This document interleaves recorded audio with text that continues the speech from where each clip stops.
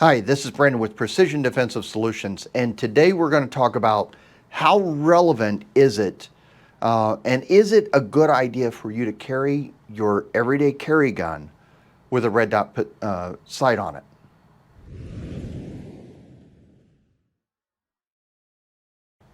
Seems like everywhere we go now, we're seeing, national level trainers using pistols with red dots. The YouTube guys have red dots on their pistols. People are buying optics ready guns. Is it relevant and is it a good idea? I think it is. I really, really do think it is. What the hell are you talking about? Some people will say, well, if you don't practice with it, you're never going to find the dot, blah, blah, blah. And that's very well true. But that's also true to your iron sights. If you don't practice with your gun that you're using for self-defense, you're wrong. Fix yourself. You must practice with the gun that you are using to defend yourself. Once a year is not good enough. And some people don't even do that. 100 rounds a year is not good enough. Invest in your skill. Invest in you and the lives of your loved ones by spending time and spending some money in training classes and at the range practicing. And yes, there is a difference between training and practice. Your personal time at the range, your dry fire practice is practice time. Class time under the supervision of a qualified instructor is training. Learn how to use whatever you're using well. Okay, so let's forget about whether you can find the dot or not. If you're doing that, you're going to be able to find the dot. So let's look at the benefits. Even in the basic NRA pistol program, they talk about how your eye can only see one thing at a time. And they go back to the old school mindset of line up your sights, focus hard on your front sight so that your front sight's perfectly clear and your rear sight's blurry and your target's blurry. And I want you to think about that. If your target is blurry in a self-defense situation, are you going to be able to see, the threat coming out? Are they pulling a weapon? Are they running away? Are these making these changes that are going to affect the outcome of the situation and whether you are justified to use force or not? Because these things change second by second and sometimes by tenths of seconds. And if you're focusing on the front side of your gun and you don't see the potential threat change in some way, that could be really bad for you. And that could come out really bad. So our eye can only see one thing at a truly focus on one thing at a time. If we look at peripheral vision, we have it, but it's not as clear as our center, our foveal vision. So if we're looking at that center vision, which is a very small degree, and it really is a very small degree, why not utilize modern technology to allow our eye to see the way it wants to see so that our brain processes information correctly? Only in shooting do we not look at where we want to go. If we throw a baseball to another person and they've got their glove out and you're aiming for that glove, or a pitcher's pitching to the catcher and he's looking at that catcher's glove and putting that ball towards that catcher's glove, that's the idea. He's not watching the ball.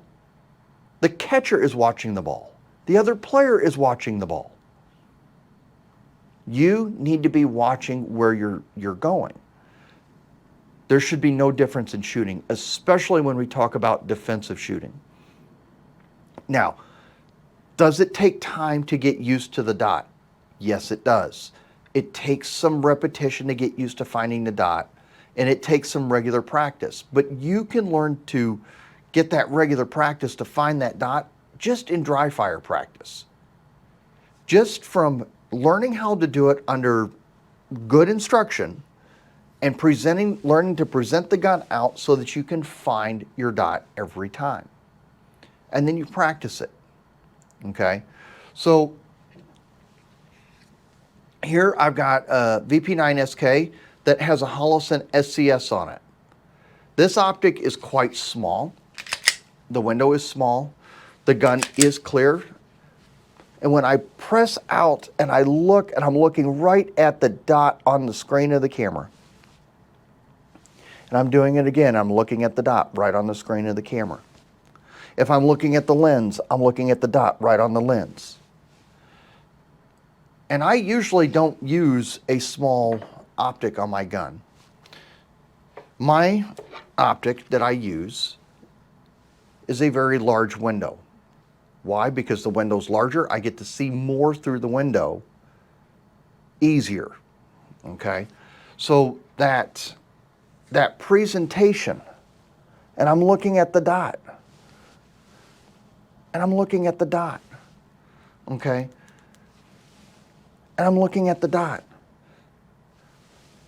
I'm looking at the dot. Every time I present the gun, I find the dot within a matter of tenths of seconds, because my presentation of how I present my gun out, it's the same thing when I shoot iron sights.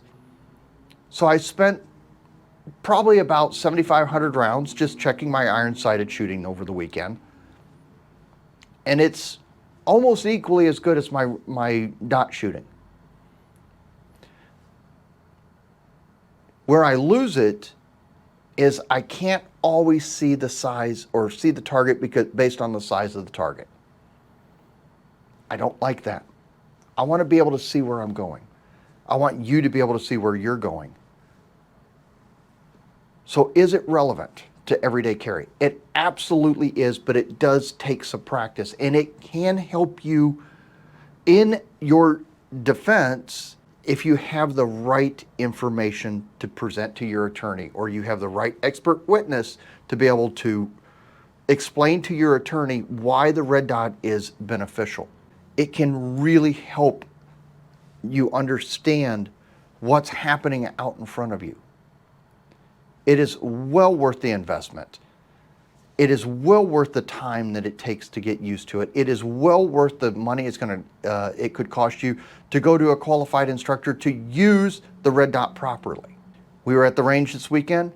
I heard some people down the way from us in another lane.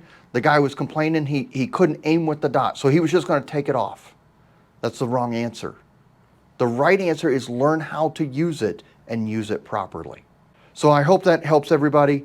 Be smart, take advantage of modern technology. We're not living in the 1800s anymore. We have better ways. Embrace them.